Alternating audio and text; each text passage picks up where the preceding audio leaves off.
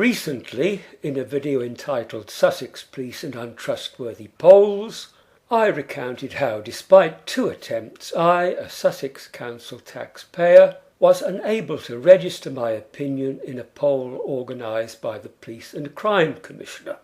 She claimed that for the financial year 2017-18, she wanted to set a level of council tax for police purposes which would reflect what the people of Sussex wanted. Raising the precept by an average of £5 for Band D households will not be introduced if the public do not agree. If the public do not want it, then I will not bring it in.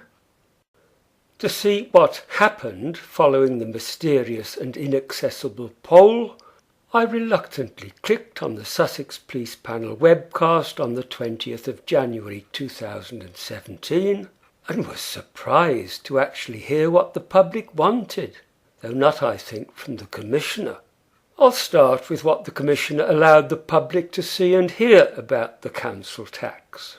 What you could have seen was only the Commissioner herself, and what you could have heard is... We've been out to public consultation, and I have to say that the consultation which took place between the 11th of November and the 8th of January this year and last asked the residents of Sussex the following question: would you be prepared to pay an additional average of £5 per household for over 100 more police officers and specialist staff? And then we laid out what that meant. There was a supplementary appendix to it, which we've included in your papers to show you exactly how that was laid out to the public so they could make an informed decision. We had a huge number of responses, our largest to date. A total of 4,504 responses were received across the period. And the percentage in favour of those was also the highest to date. It was almost 80% were in favour of a £5 increase or more.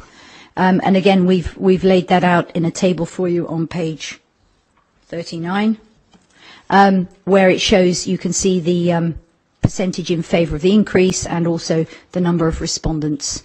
And when you compare it to consultation I did in 2015-16, where we had 2,000 respondents, I mean, this is more than double that. So clearly we have a really good sample across the county.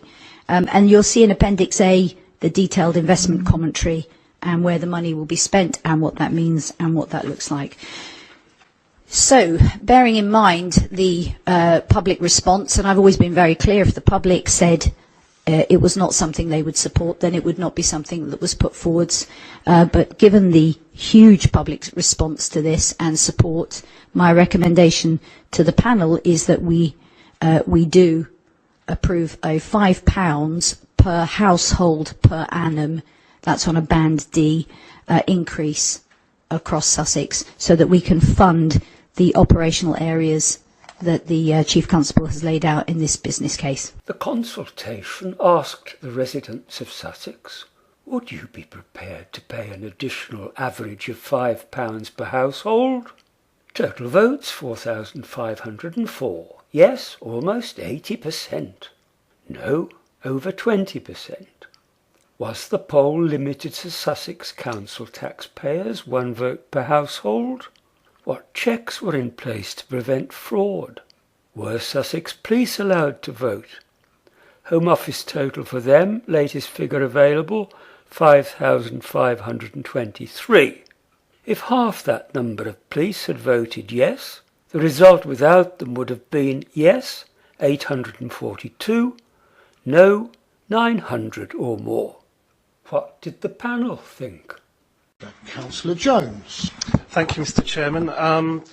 Given the concerns expressed by the panel today, particularly in relation to local policing, and also in relation to a relative lack of information on issues of concern to the panel, I would like to propose that the panel uses its power of veto and requests that the Commissioner produces a revised precept and that this panel holds a meeting at a later date, which hopefully will reflect that and also give the panel a chance to look at the greater information that's requested. Thank you, Councillor Jones. Is there a seconder for your motion? I second that motion. Councillor James. Okay, there is a proposal for a motion to veto the precept proposal. Can I call for a vote, please? We need 14 members. So can I ask for those who are in favour of that motion?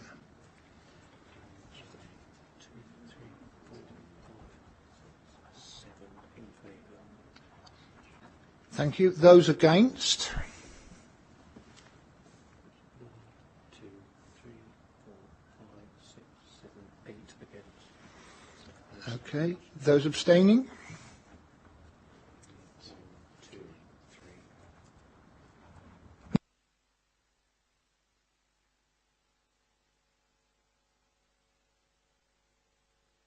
Sorry. In respect of a veto, at least 2/3 of the panel membership, so in this case that is 14 members, must vote to veto the proposed precept. If this condition is not met, the panel cannot allow that vote to go through. So that is lost. Could I ask what the actual voting figures were, please? The voting figures were 7 in favour, 8 against and 3 abstentions. And as I said, 14 have to be in favour to be able to take that forward. Councillor James. Can I put forward another motion, please, Chair? My motion is this, that we have not seen sufficient data to support the proposals that are before us and which we can adequately vote in whatever conscience we so wish in terms of that precept. Do you have a seconder for that motion? Councillor Daniel.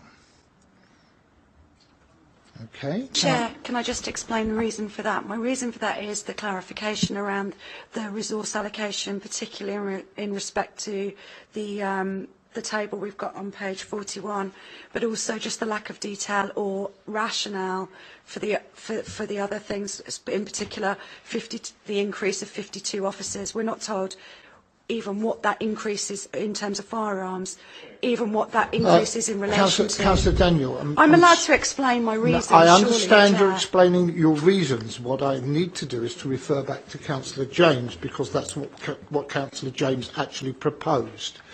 So, Councillor James, do you wish to modify your proposal? Chair, I think I've sufficiently explained that it's the accountability that I'm looking for and the explanation, and I think we owe our residents that. Chair, sorry, could I come in as a point of order? No, you are not part of the panel. Were a Sussex policeman at a time when I regarded the force, particularly a professional standards department which acted dishonestly and unlawfully, as scum, and are only present to accompany the Commissioner who, like the Chief Constable, can by law be summoned to panel meetings to answer questions. It is deplorable that a councillor had to ask the chairman for the voting figures, and deplorable that the chairman allowed the ex-Sussex police officer to interrupt the panel at a difficult moment. The recording will continue from the time he stopped speaking after I've looked briefly at the voting figures. We were told 7 in favour, 8 against, 3 abstentions, 14 required to win the vote. 7 plus 8 plus 3 equals 18, 2/3 of 18 is 12, not 14. The panel actually has 20 members, 2 of whom are, I suppose, absent and without stand-ins. If absentees count, 2/3 of 20 is 13.3 recurring, not 14. As far as I can tell from the poor quality pictures, I think one of the yes votes came from an unelected ex-Sussex policeman who has been a member of the panel since its inception. Normally council members have to declare an interest and opt out. Okay, thank you. That's helpful. I'll come back to Councillor James and ask, do you wish to put that motion again? Councillor James had tried to get a second vote. Unfortunately, Councillor Daniel, who used to be a member of Sussex Police Authority, instead of simply accepting Councillor James's clearly worded motion, had started to give her reasons, and the chairman allowed the Commissioner's chief executive and ex-Sussex policeman to butt in. Several minutes of confusion followed, and when Councillor Davis tried to clarify matters, the Commissioner was allowed to butt in, so it was some time before we heard. I will now move to a vote. Are we all clear on what the motion is? Okay, can I ask on that motion for those members who are in favour? The ex-Sussex policeman, an elected panel member, did not appear to be in favour. Those members that are against? After the word against, it took about a fifth of a second for the chairman to give a lead by raising his hand. That motion has fallen. So I will now make a proposal as a motion from the Chair to support the Commissioner's recommended precept for 2017-18. Right, can I ask for all those who are in favour of that motion, please?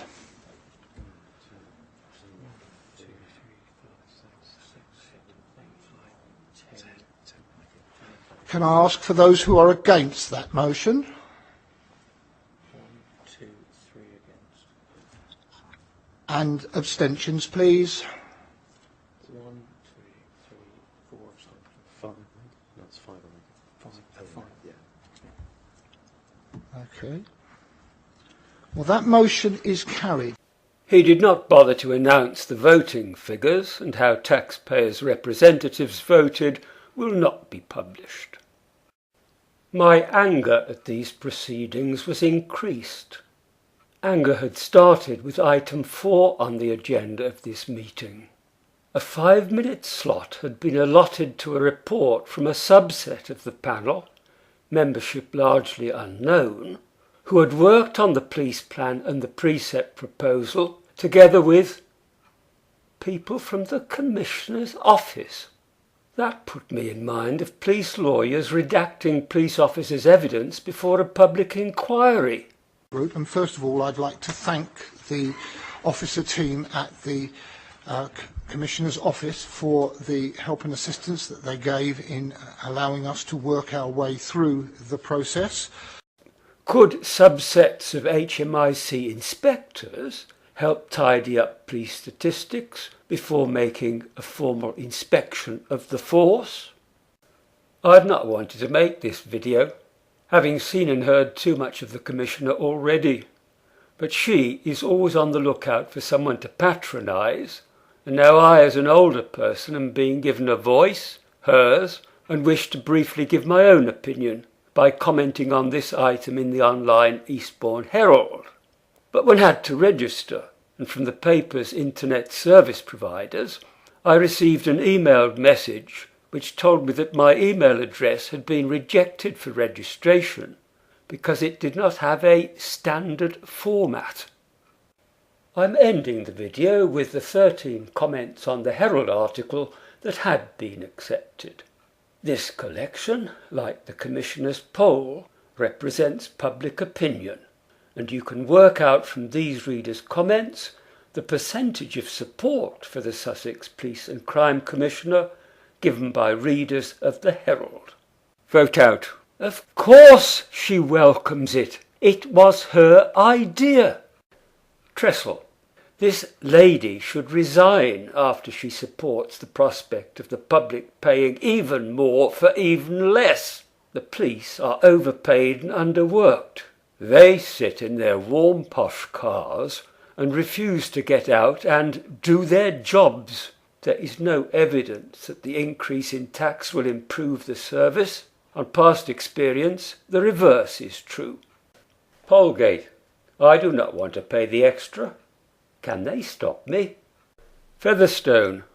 I'm not sure you should be welcoming a rise in a tax which takes no regard to people's income, and many are struggling to pay, causing hardship in some cases for what is in effect a diminishing service.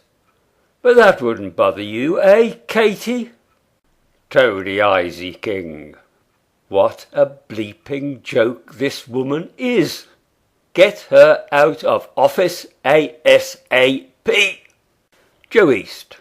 Pay the criminals more money to stop criminals. Work that one out. Imprimatur. She has previously been asked to back up her claims about the support she supposedly gets with hard facts, figures, and yet has failed to do so.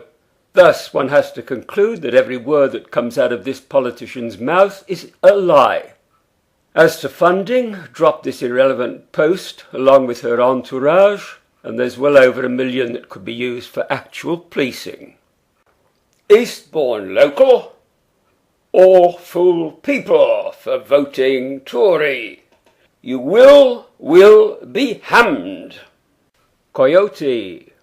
All the adding to the council tax payments is disgraceful, as people are paying out more for receiving less.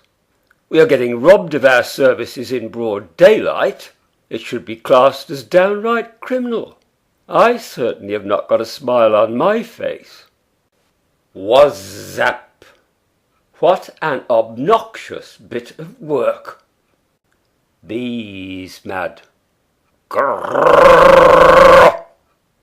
Shadow warrior. No doubt she is happy, but those of us who have to pay and have seen a reduction in police activity. PCSO left a year ago. She used to be a regular sight in West Green. Haven't seen a replacement, if there is one, for a year. Vote out. 8.5% increase on council tax so far in just a year. I do not welcome that at all, Katie. How is your investigation going, by the way?